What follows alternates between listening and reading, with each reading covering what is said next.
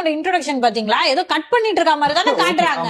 கறிக்கடை வெட்டுவாங்கல்ல, கறிதான் வெட்டிட்டு இருக்காரு. 4 ஆடு தொங்குமே படத்துல அதுல கண்டினியூட்டியே இல்ல பாருங்க. அவங்க மேல ஒரு கோவமா இருக்காங்கல்ல ரஜினி மேல, என்ன காரணம்னு சொல்லிருக்காங்களா?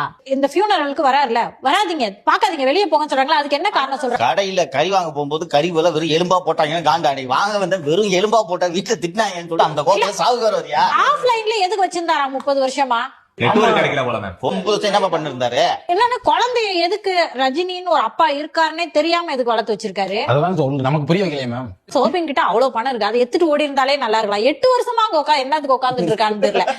அவரை மறைச்சு வைக்கிறதுக்கு என்ன தேவை இருக்கு? எங்கேயோ தங்க வைங்க.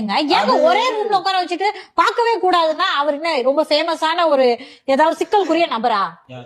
அந்த உபேந்திராவை 20 பேரை தான் என்னால காப்பாற்ற முடிஞ்சு. நான் அந்த 20 பேரை கிளைமாக்ஸ் ஃபைட் சமயத்துக்கு உபேந்திராவோட வர சொல்லியிருக்கேன். அது வரைக்கும் நீங்க ஃபைட் வரைக்கும் அங்கேயே தங்கிட்டு இருங்க. அப்படிதான் வேற என்னப்பா எதுக்கு? நாகார்ஜுனாவோட பையன் ஒருத்தர் காட்டுறான், அவனும் சார் சார் சார் அப்படின்றான். நான் எங்க அப்பா மதிக்கிற ஒரு ஆளு அப்படின்றான்.